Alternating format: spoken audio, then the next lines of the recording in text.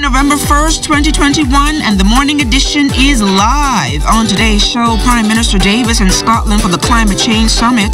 The Red Cross beefing up its hesitation vaccination campaign. ZNS in the North gears up for their anniversary celebrations.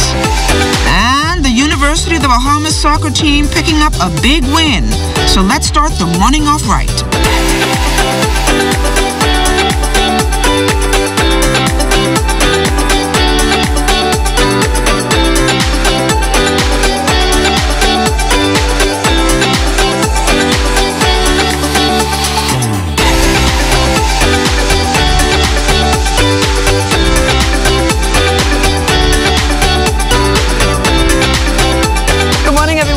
The morning edition. I'm LaDawn Davis. Let's now take you out to our streets where Kelsey Johnson and the morning traffic team is standing by with your Monday morning traffic. Good morning, LaDawn. Good morning, Bahamas. It's a beautiful Monday morning. We have to give God thanks and praise for keeping us through the weekend. Now, earlier this morning, we are coming to you live from the Prince Charles and Soldier Road Junction. Like I said earlier this morning, there was a power outage in this area. So of the early morning commuters were forced to turn on their high beams to navigate through the road. Now, joining me live this morning is Corporal Christopher Wims, who's going to tell us it's not wrong to put on your high beams, but to make sure dim them when other cars are approaching. Good morning, Corporal Wims. Good morning, Kelsey. We're happy to report that we had a safe Halloween night. All the persons who traversed the city last night, we didn't have any matters reported last night. However, in the period of 72 hours, we would have had a total of 17 accidents, 12 of which were accidents were damage only, 5 with injuries. At this time, we have 8 persons hospitalized as a result of those traffic accidents. Now, as it relates to the high beam, we have most persons outfitting their vehicles with those fluorescent high white beams. It's a no-no. Once you have that on your vehicle, you're now putting it in the defective state. Your intentions is not pure by putting it there because the intent is that what they're trying to do is blind persons. They have it on in the day and it's in the night. Normally on the Family Islands, everybody knows the rules of the roads on the Family Islands in terms of when you're approaching other vehicles, you dim your light.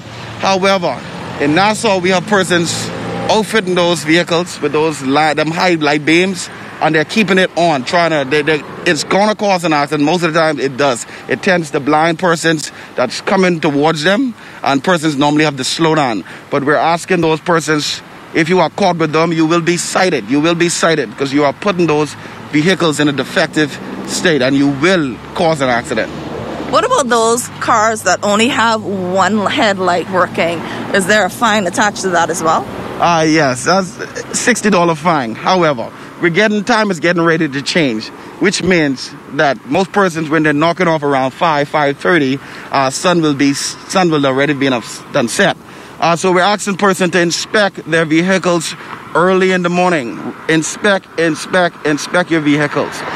This is to ensure that when trying to traverse through the city after work, whether you had to go pick up your kids from your Grammys, your sisters, or wherever they may be, that everybody be able to get home safe. All right, thank you so much, Corporal Wims. LaDawn, like I said, we're on Prince Charles and Soldier Road. We're going to toss it back to you in the studio. Staying on the outside, a frontal boundary will trigger some activity weather across southeast Bahamas today, while high pressure dominates the rest of this country.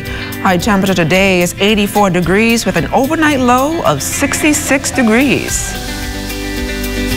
The highly anticipated COP26 Climate Change Summit got underway on Sunday in Glasgow, Scotland.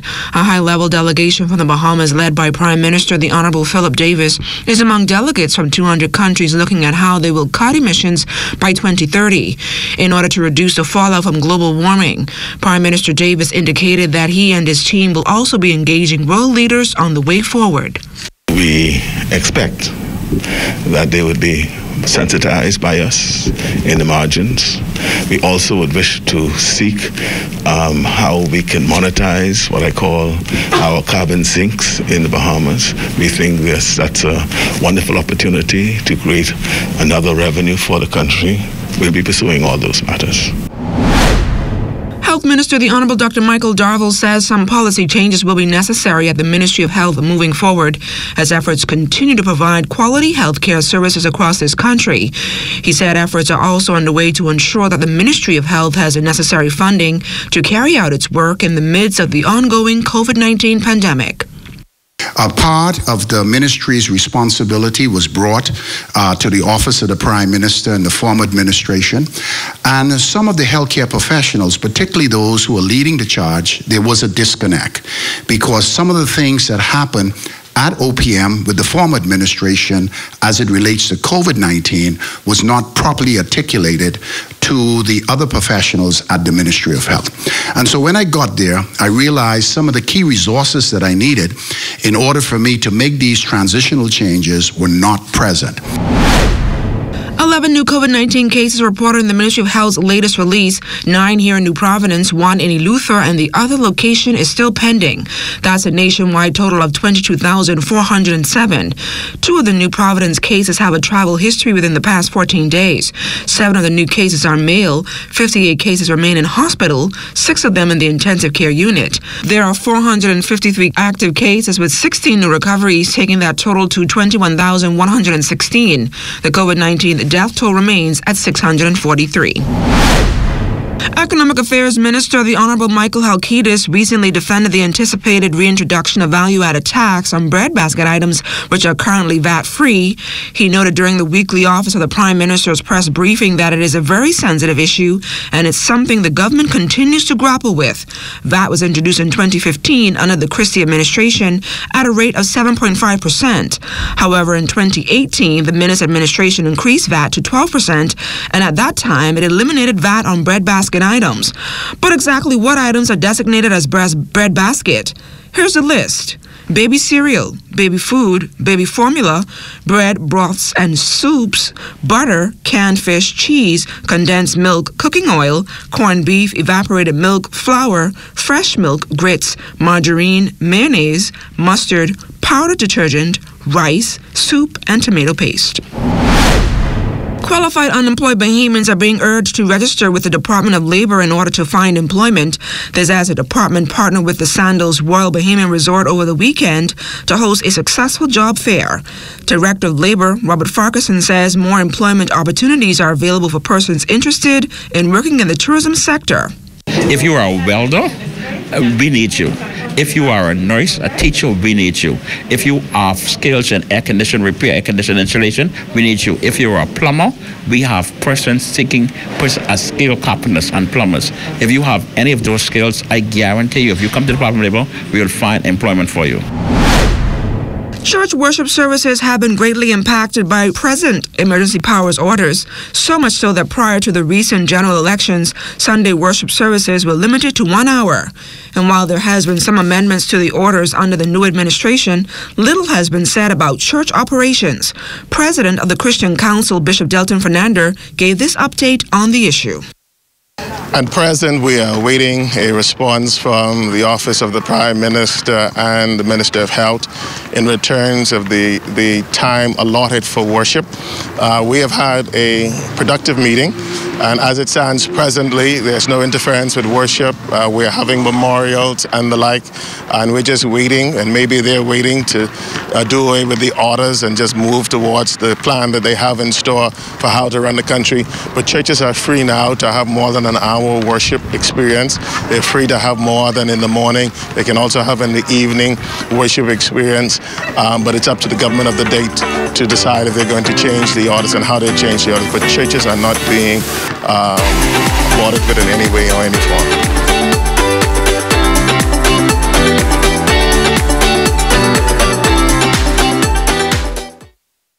Everything is changing, and your favorite hardware and home improvement store is getting with the program. We Buy You Sell is rolling out its new online shopping feature. If you go to our website, wbusbahamas.com, it's a quick and easy 3-step process. Step 1, browse the gallery and select your item. Step 2, add to cart. And Step 3, check out. Go to our website, wbusbahamas.com, to shop with us today. As an artist, I travel all over the world and I find inspiration all around me. from the people, and especially the environment. I love the Bahamas with all its natural beauty, from Abaco in the north to Inagua in the south, and all the wonderful and colorful islands in between. But we must all do our part to keep the Bahamas healthy and clean, now and for the future generations. That's why I want you to find a little time to do your part. I'm doing my part because I care. Do you?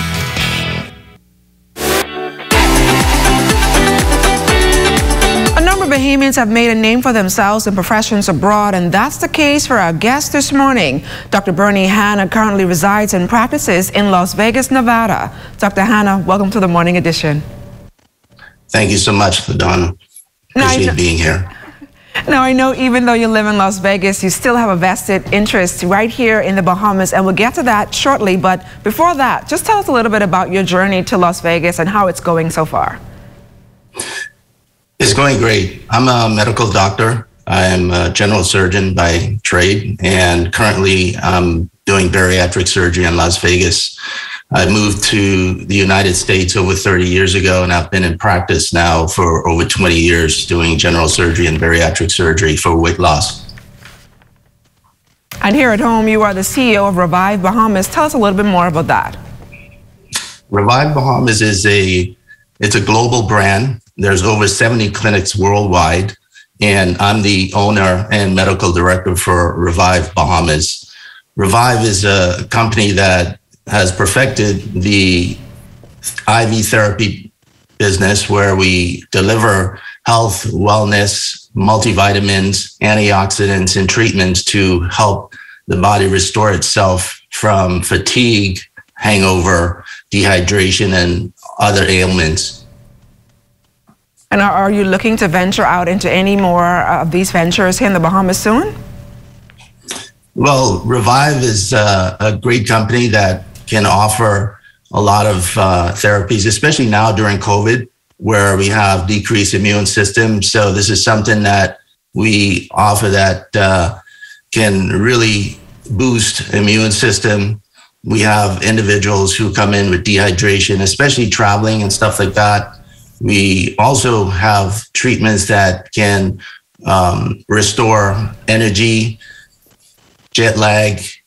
We have individuals coming in with cold and flu, et cetera, like that. Dr. Hanna, thank you so much for joining us here on the Morning Edition, and all the best to you and your team. Thank you so much. Thank you so much. Now, if you're still hesitant about taking the vaccine, a team from the Bahamas Red Cross is optimistic that the useful information they have in their possession may convince you to have a change of heart. The morning team caught up with the head of the organization's hesitation education campaign for an update on their progress.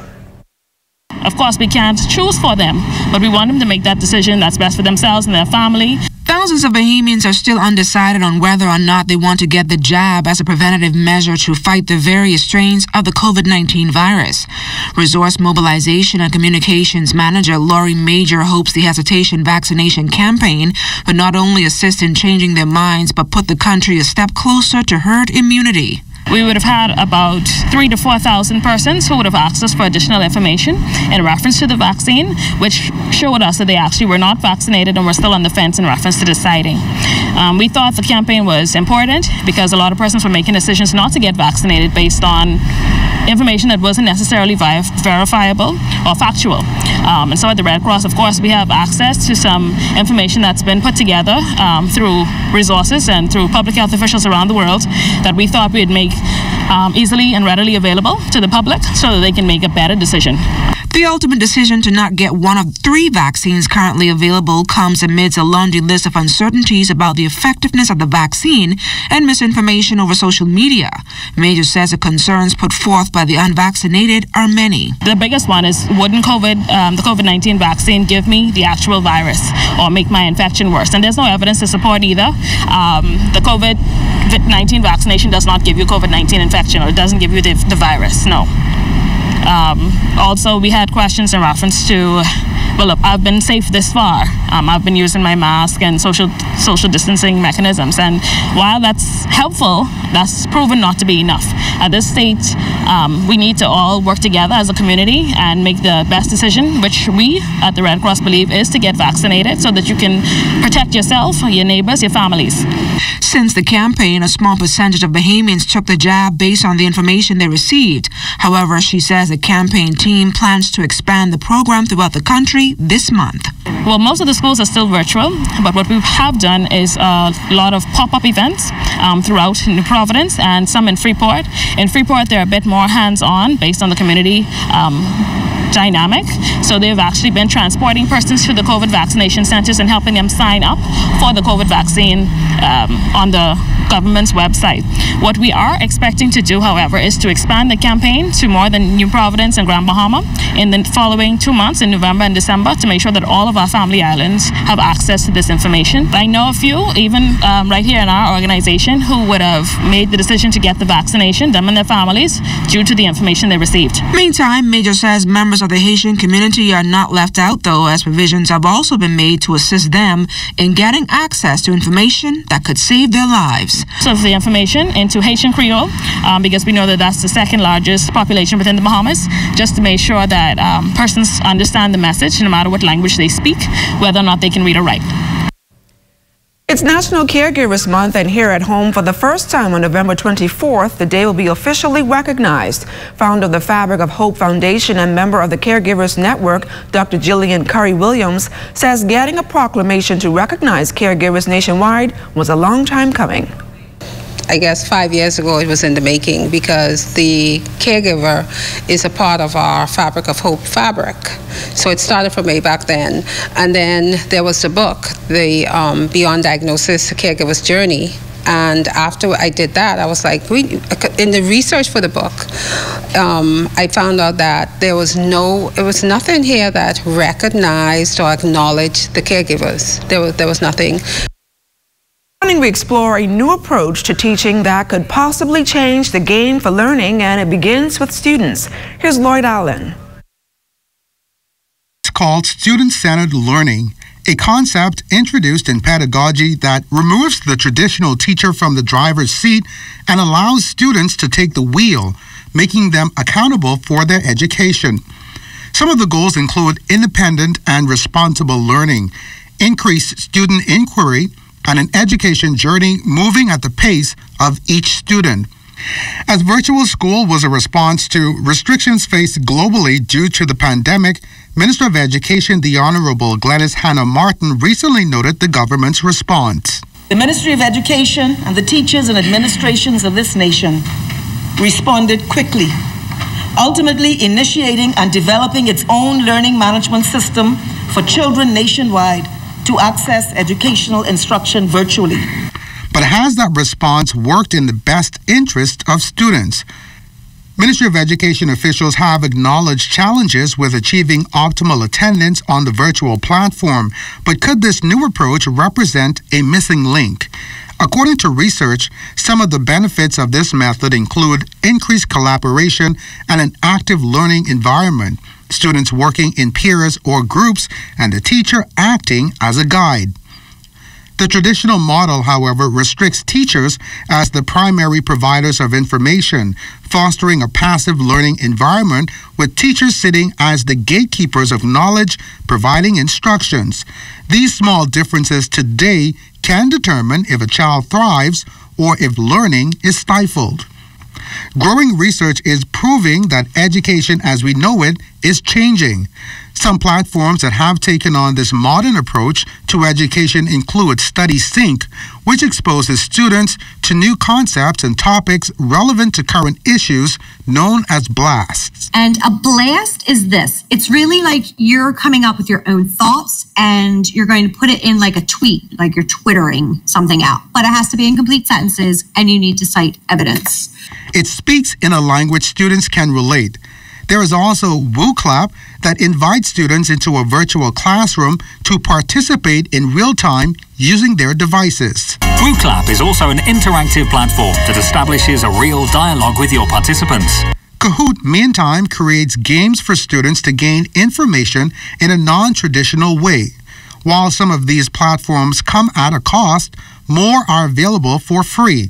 So whatever platform teaches engaged students, student-centered learning encourages teachers to do what they do best, help students discover the joy of learning.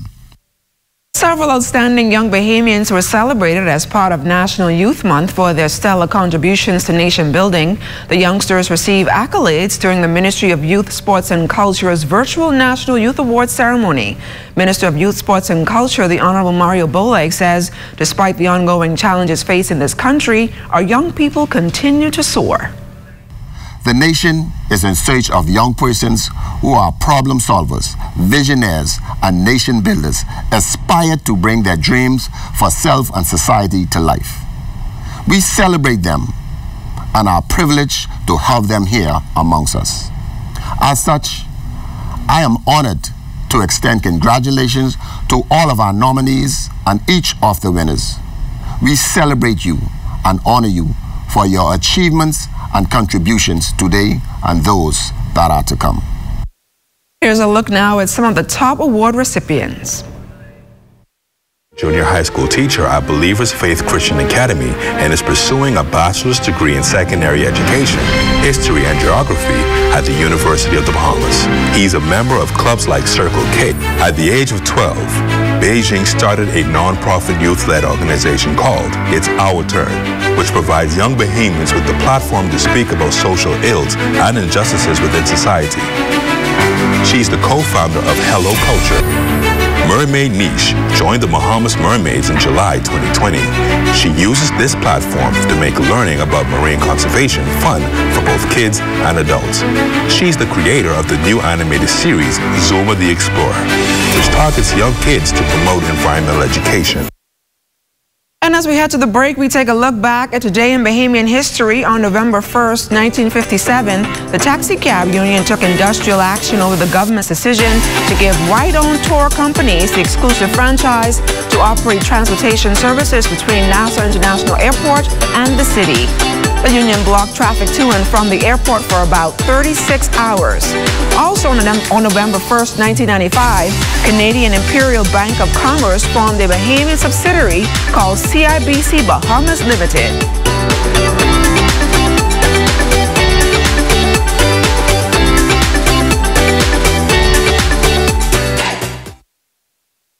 Nature-based tourism supplies almost $50 million in revenue for Androsians every year. These priceless resources will continue to provide renewable benefits for thousands of people for years to come, as long as we take long-term action to preserve what's rightfully ours. The natural environment has played a vital role in our culture and economy for generations. Let's take care of nature, and nature will take care of us.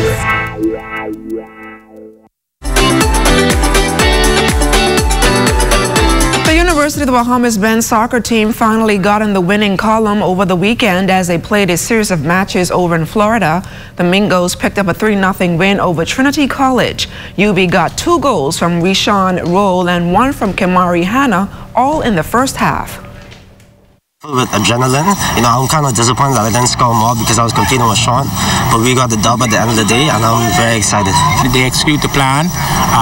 We pass the ball a lot, we move the ball around, and results, we get goals with patience. We attack wide, we attack up the middle, we push the ball around, we look good. I like what we saw today, and we came out with victory. The guys had courage. The keeper, Aaron, was great today. He had some saves that saved us to keep a clean sheet.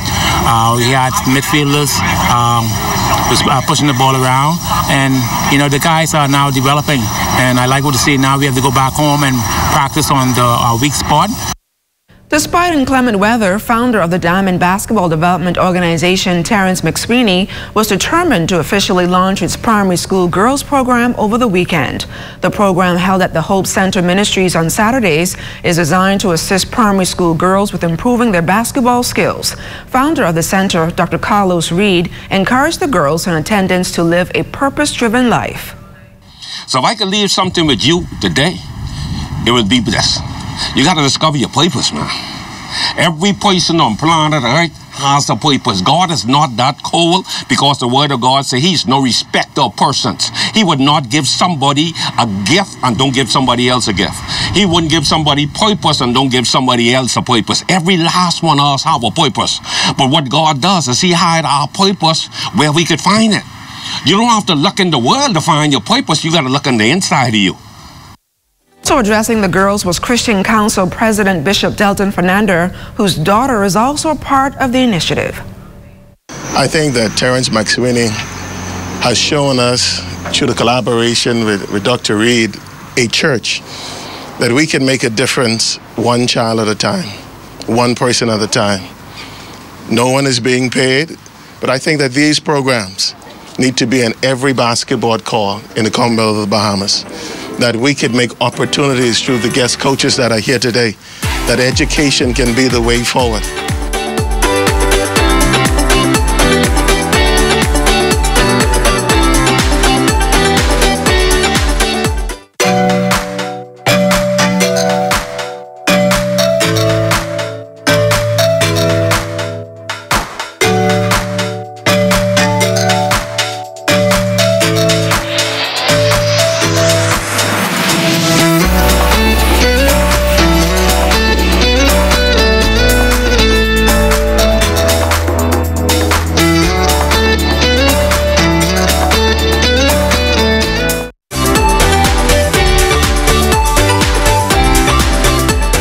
Northern Service will celebrate a major milestone this month. Romiko Knowles has the latest. November 5th marks 31 years of television broadcasting in the North for ZNS. In light of the milestone, a committee was formed to host a week of events. Committee Chairman Brando Stewart says the week-long celebrations will commence with the radio chit-chat honoring past and present employees. We've come up with the idea to have a few chit-chats on the radio side with some of those former employees, so that they'll be able to tell their story every 2 to 3 in the afternoons, so that they'll be able to give us an idea of what they did and what happened back in those days, 31 years ago. So we will have those for the entire week. At the end of the work week, employees will commemorate the occasion by wearing T-shirts highlighting 31 years of broadcasting. A photo shoot and staff luncheon will also take place. We will also have our front lobby area decorated, as well as our new set, highlighting our 31st year of existence. Stewart adds that throughout the week, social media teams will also engage the public with trivia questions about the corporation. In addition, he says, after 31 years, ZNS North is delighted to provide quality service for the many more that is to come. So we hope that the next 31 years that we improve and bring an even better product to the Grand Bahama community as we were doing for the past 31 years. For those working on high-stress jobs, finding ways to keep yourself balanced is not just a desire, but a necessity. While long drives or a day in bed may seem like an easy solution, industry expert Hollis Delancey recommends something called the red light therapy. Well, the red light therapy actually does so many different things. It's a new technology that's in the market today. It does weight loss, it does de-stressing, it helps with post-surgery. And be sure to stay tuned into the ZNS Network for news as it happens, TV and radio updates throughout the day. Then you can tune into the Northern Edition at 6:30 and the Bahamas Tonight at 7. And that's a wrap for us this morning. For the entire team, I'm LaDawn Davis. Make it a great day, everyone. Last night, you gone to a party, come back with a hickey, you say mosquito do that. Conchita, that be no mosquito, it was something bigger, girl like smell a rat. Something just ain't right, that be no mosquito bite. Something just ain't right, why you act?